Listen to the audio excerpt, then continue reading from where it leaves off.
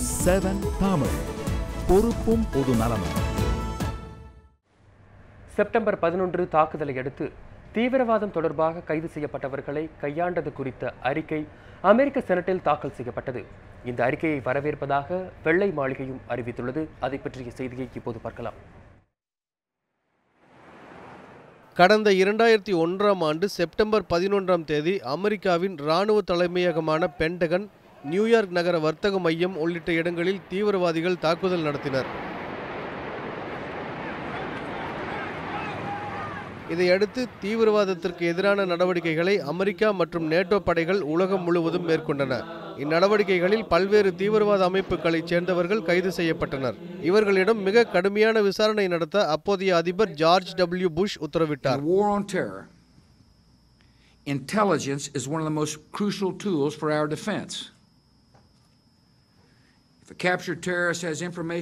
கைது செய்யப்பட்டவர்களில் பெரும்பாலானோர் குவாண்டனாமோ சிறையில் வைத்து கொடுமைப்படுத்தப்பட்டதாக பல்வேறு புகார்கள் எழுந்தன. தொடர்ந்து பல நாள்களுக்கு தூங்க முடியாமல் செய்தல் உள்ளிட்ட கொடுமைகள் அவர்களுக்கு நிகழ்த்தப்பட்டன என்றும் தகவல்கள் வெளியாகின.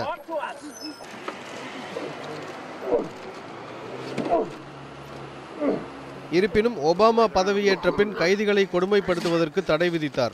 இந்நிலையில் தீவிரவாதத்திற்கு எதிரான நடவடிக்கையில் கைது செய்யப்பட்டவர்களை அமெரிக்காவின் விசாரணை அமைப்புகள் கையாண்ட விதம் குறித்த அறிக்கை அந்நாட்டு செனட் அவையில் தாக்கல் செய்யப்பட்டது. அறிக்கை தாக்கல் செய்யப்பட்டதை அதிபர் ஒபாமா வரவேற்றுள்ளதாக வெள்ளை மாளிகை செய்தி தொடர்பாளர் ஜோஸ் ஏர்னஸ்ட் செய்தியாளர்களிடம் பேசும்போது தெரிவித்தார். இந்த அறிக்கையை அதிபர் ஒபாமா நீண்ட காலமாக எதிர்பார்த்து வருகிறார். அதனால் அறிக்கை தாக்கல் செய்யப்பட்டதை நாங்கள் வரவேற்கிறோம். இந்த அறிக்கையில் கூறப்பட்டுள்ளதன் அடிப்படையில் அடுத்த கட்ட நடவடிக்கை எடுப்பதற்காக நாங்கள் தயாராக இருக்கிறோம்.